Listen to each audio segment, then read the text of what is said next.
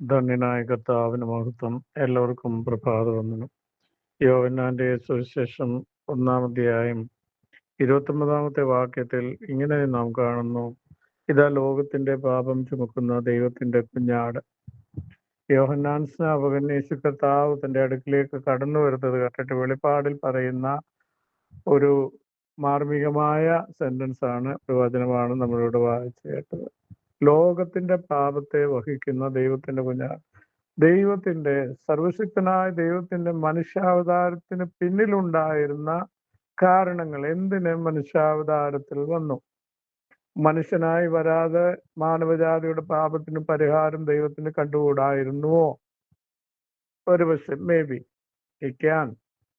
ദൈവത്തിന് ഒരു കാര്യം അസാധ്യമല്ല, കാണാമായിരുന്നിരിക്കും.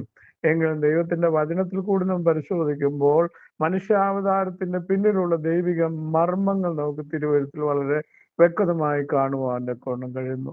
അതിലൊന്നാണ് യോഹന്നാൻ പറയുന്നത്. എന്താണ് മനുഷ്യാവതാരത്തിന്റെ ഒന്നാമത്തെ പ്രധാന കാരണം? മനുഷ്യാവതാരത്തിന്റെ കാരണം യോഹന്നാൻ പറയുന്നത് ലോകത്തിന്റെ പാപത്തെ വഹിക്കുന്ന ദൈവത്തിന്റെ കുഞ്ഞാട്. അതായത് ലോകത്തിന്റെ പാപത്തെ വഹിക്കുവാൻ ന്യായപ്രമാണം യഹൂദന്റെ പാപത്തിന് പരിഹാരം വരുത്തുവാൻ കുഞ്ഞാട് അറുക്കപ്പെടണം എന്നുള്ളത് ദൈവത്തിന്റെ നിത്യ നിയമമായി അവിടെ നിൽക്കുമ്പോൾ തന്നെ പുതിയ നിയമത്തിലേക്ക് വരുമ്പോൾ മുഴു ലോകത്തിന്റെയും പാപത്തെ വഹിക്കുവാൻ ഒരു കുഞ്ഞാട് അറുക്കപ്പെടുവാൻ പോകുന്നു. അതാണ് മനുഷ്യാവതാരത്തിന്റെ ഒന്നാമത്തെ പ്രധാന ലക്ഷണം. അതിനോട് ചേർന്ന് തന്നെ നമ്മൾ പഠിക്കുന്നു, മക്കൾ ജഡരക്തങ്ങളോട് കൂടിയവർ ആകയാൽ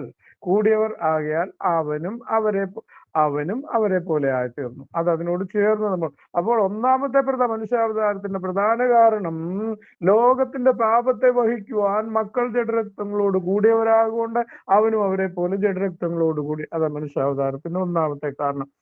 രണ്ടാമത്തെ കാരണം നമ്മൾ വായിക്കുമ്പോൾ അതും വളരെ ഇമ്പോർട്ടന്റ് ആയിട്ടുള്ള ഒരു, പക്ഷെ അതിന്റെ രണ്ടാം സ്ഥാനം മാത്രമേ നമുക്ക് കൊടുക്കുവാനായി കഴിയുള്ളൂ. വേദപുസ്തകം പഴയ നിയമം പുതിയ നിയമം നമ്മൾ പഠിക്കുമ്പോൾ ഇങ്ങനെ നമ്മൾ വായിക്കുന്നു: ദൈവത്തെ, സർവശക്തനായ ദൈവത്തെ ആരും മുഖാമുഖം കണ്ടിട്ടില്ല. എന്നാൽ യെശയ്യാപ്രവാചകന്റെ പുസ്തകം 6-ാം അധ്യായത്തിലും വെളിപ്പാട് പുസ്തകം 1-ാം അധ്യായം 12-ാം വാക്യം മുതൽ താഴോട്ടും നമ്മൾ വായിക്കുമ്പോൾ വെളിപ്പാടിൽ യോഹന്നാൻ കാഹളത്തിനൊത്ത് ശബ്ദമെന്തെന്ന് എന്താണെന്ന് നോക്കി പുറകോട്ട് തിരിയുമ്പോൾ അഗ്നിജാലയ്ക്കൊത്ത കണ്ണുള്ളവനും മാറത്ത് പൊൻകച്ച കെട്ടിയവനും വെള്ളോട്ടിന് സുദൃശ്യമായ കാലുകളുള്ളവനുമായ സർവശക്തനായ ദൈവത്തിന്റെ തേജസ്സിനെ അവൻ അല്ലെ ദൈവത്തെ കണ്ടുവന്ന് അവിടെ എഴുതിയിരിക്കുന്നു. യെശയ്യാപ്രവാചകനും പറയുന്നു, ഉസിയാ രാജാവ് മരിച്ച ആണ്ടിൽ ഉയർന്നും പൊങ്ങിയുമുള്ള സിംഹാസനത്തിൽ കർത്താവ് ഇരിക്കുന്നത് ഞാൻ കണ്ടു. ഇവിടെ ഒന്നും നേരിട്ടുള്ള ഒരു കാഴ്ചയല്ല, അവർ വെളിപ്പാടിലാണത് കാണുന്നത്. അത് കർത്താവിനെ ആരും കണ്ടിട്ടില്ല എന്ന് തിരുവഴുത്ത് വ്യക്തമാക്കുന്നു. പുത്രനാം കർത്താവും പറഞ്ഞിരിക്കുന്നു, കർത്താവിന് പിതാവാം ദൈവത്തെ ആരും കണ്ടിട്ടില്ല എന്ന് പറയുന്നു. മോശയെ കുറിച്ച് അല്പമായി പറയുന്നുണ്ട്. ദൈവത്തെ മുഖാമുഖമായി കണ്ട മോശയെ പോലെ ഏകദേശം ആ ദൈവിക സാന്നിധ്യത്തിന്റെ മറവിൽ നിന്ന് നേരിയ രീതിയിലെങ്കിലും മോശ സർവശക്തനായ ദൈവത്തെ കണ്ടിട്ടുണ്ട് എന്നുള്ളതിന്റെ ഒരു തെളിവ് അവൻ ഹൊറേബ് പർവ്വതത്തിൽ നിന്ന് 40 ദിവസം കഴിഞ്ഞ് താഴേക്ക് വരുമ്പോൾ അവന്റെ മുഖം സൂര്യൻ പ്രകാശിക്കുന്നത് പോലെ പ്രകാശിച്ചു എന്ന് എഴുതിയിരിക്കുന്നത് നമുക്ക് മനസ്സിലാക്കുവാൻ കഴിയാം.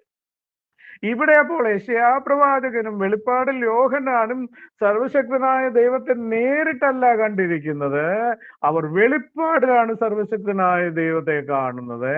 അപ്പോൾ യെശയ്യാപ്രവാചകന്റെ അടുക്കലേക്ക് ഒരു കെരൂബ് യാഗപീഠത്തിൽ നിന്ന് തീക്കനലുമായി പറന്ന് തന്റെ അടുക്കിലേക്ക്. അപ്പോൾ അവൻ ദൈവത്തിന്റെ അടുക്കൽ പോയി മുഖാമുഖമല്ല കണ്ടിരിക്കുന്നു, വെളിപ്പാടിൽ കണ്ടിരിക്കുന്നു. ദൂതൻ സ്വർഗോന്നതങ്ങളിൽ നിന്ന് അവന്റെ അടുക്കിലേക്ക് വന്നവന്റെ നാവിന്മേൽ തീക്കനൽ തൊട്ടുവെന്ന് എഴുതിയിരിക്കുന്നു. നമുക്കത് അങ്ങനെയാണ് മനസ്സിലാക്കുവാനായി കഴിയുന്നത്. അപ്പോൾ കർത്താവിന്റെ മനുഷ്യാവതാരത്തിന്റെ രണ്ടാമത്തെ പ്രധാന ഭാഗം നമ്മൾ നോക്കുമ്പോൾ ദൈവത്തെ ആരും കണ്ടിട്ടില്ല. അപ്പോൾ എനിക്കും നിങ്ങൾക്കും അല്ലെങ്കിൽ പിതാക്കന്മാർക്കും ഒക്കെ ചോദിക്കാം, പിന്നെ ഞങ്ങൾ എങ്ങനെയാ കാണുന്നത് കർത്താവിനെ? ഞങ്ങൾക്കൊന്ന് കാണണമല്ലോ. അഖിലാണ്ടത്തെ നിർമ്മിച്ച സകല ചരാചരങ്ങളെയും, സൂര്യനെയും ചന്ദ്രനെയും സപ്തർഷിയും തെക്കേ മണ്ഡലത്തെയും നക്ഷത്ര മണ്ഡലങ്ങളെയും സകലത്തെയും സൃഷ്ടിച്ച സർവശക്തനായ ദൈവം, കാക്കക്കുഞ്ഞുങ്ങൾ തീൻ കൊടുക്കുന്ന സർവശക്തനായ ദൈവം, കുരുടന്റെ കണ്ണു തുറക്കുന്ന സർവശക്തനായ ദൈവം, ബലഹീനനോട് കരുണ തോന്നുന്ന സർവശക്തനായ ദൈവം, പാപികളോട് മനസ്സൊലു തോന്നുന്ന സർവശക്തൻ, ഞങ്ങൾക്കൊന്ന് കാണണമല്ലോ.